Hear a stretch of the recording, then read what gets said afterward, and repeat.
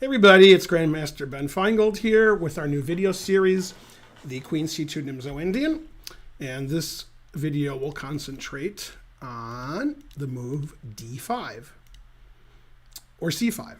No, that was another video, D5. Okay, so if black had his druthers, he would take the pawn on C4 for free. And if we play E3, so our bishop protects the pawn, then our bishop on C1 can't get out somewhere good. So typically, white plays the move C takes D5. That's the normal move. Okay, lately, black has been playing E takes D5. That's the main move now. Queen takes D5 was played a lot 5 years ago, 10 years ago, 20 years ago. It's not played so much now. There's nothing wrong with it. And knight takes D5 is rarely played. And there's actually a funny variation here. Now, white could just play normally, like, knight F3 or something. But this is a really interesting tactical variation, which I like for white, which is takes, and now the crazy move queen takes D4. Not so crazy, a little crazy. Okay, and that doesn't work, and white is close to winning, I think. You can't take the queen because it's illegal. If you take the bishop, you lose your rook. But queen A4 check, which threatens queen takes B4 winning a piece, forces black to play knight C6. We take the bishop with the queen, and if we just take the queen back, we'll be up a piece. So black has to play knight takes, knight C2 check, and then take the rook. Black's up an exchange, but not for long, because white just wins the knight at his leisure and leisure. He could play bishop B2 now, or he could play knight F3 first, because the knight can never, ever, ever escape. Doesn't matter. And we're going to have a bishop and a knight for a rook and a pawn, but black also has a nice center, and black doesn't really have anything going. When you have a rook for two pieces, you want the rooks to be active. Those rooks aren't active. White's minor pieces are active. Knight F3, bishop C4, bishop D3. I mean, white's pieces are fine. Black's rooks, not so good. So grandmasters wouldn't play black in this position. They wouldn't. So knight takes D5 isn't very common because of the E4 move. Now queen takes D5 is common, and white has two ways of playing. The normal move is knight F3, okay?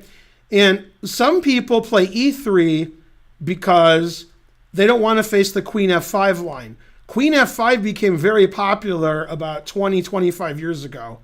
And it seemed like in this ending, white wasn't getting anything because these pawns are covered well by black.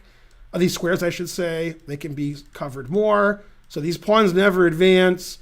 And it's sort of a boring equal endgame. I had a funny win in this opening about 25 years ago. I played here. C5 is the main move. My opponent played knight C6. I played A3, and he made the losing move here. Because, in chess, you can blunder sometimes. Basically, any move is okay, except the move that he played. He played bishop D6, and in chess and in real life, never walk into a fork. And I found E4, he can't move his queen because I play E5. And I win a piece. And if he takes, I win a piece this way. So white's winning. In the game, what did he do? Did he play knight D2? No, he didn't play knight D2. What did he play? Oh, he did play knight C5. Yeah, and then I took, he took, I took, he took. That is what happened, yeah. And white's up a piece for two pawns, but it's completely winning for white. So that's funny how you can blunder right out of opening theory with bishop D6 here. But anyway, I want to show you why people play E3 instead of knight F3. Is now after queen F5 doesn't make any sense now because I just played bishop D3. So that's silly. Okay, so E3 avoids, this line. And I've had a lot of games that go something like this against Smyslov, against Ron Burnett. I've had this position, and it's very slightly better for white. And I drew Smyslov and I beat Ron Burnett in 9,000 moves. So now there's a crazier line you can play. I think I've played it once or twice. Now after E takes D5, that's the crazy line I want to talk about. You can play the boring way, which I do, bishop G5, bishop f6, a3, this.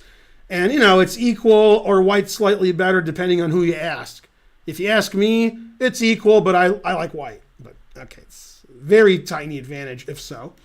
The other way to play for white, if you want to get down and dirty, is to go here and then c5, and now all heck breaks loose. You can take this, and the idea is if they try to win a piece with d4, you can castle long, pinning the pawn to the queen and getting out of this pin.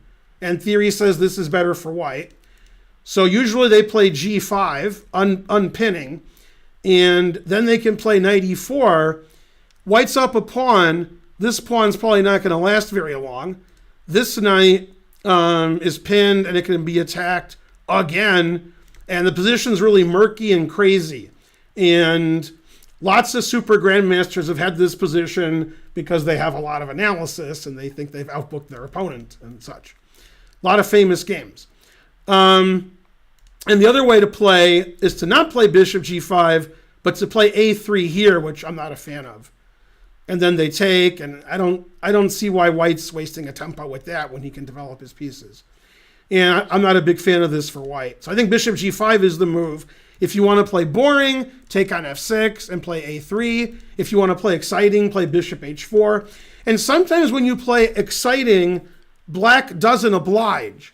Black's like, I want to play exciting. I'm going to play c6 and castle and knight bd7 and move my bishop back here. And they just play a Queen's Gambit declined where they're usually down a tempo because they played bishop here and bishop here. This sort of forces them to do something interesting. So yeah, d5 is pretty common. And the main line right now is takes, bishop g5, h6, and bishop f6, not super exciting, bishop h4, possibly exciting if they later go g5, knight e4. So that's the d5 variation of the Nimzo Indian against queen c2. Obviously there's more, but if you like that kind of position for either color, that's something you got to prepare for. I'm Grandmaster Ben Feingold with our 4 Queen C2 Nimzo Indian series. Please like and subscribe, and I'll see you next time. Bye, everybody.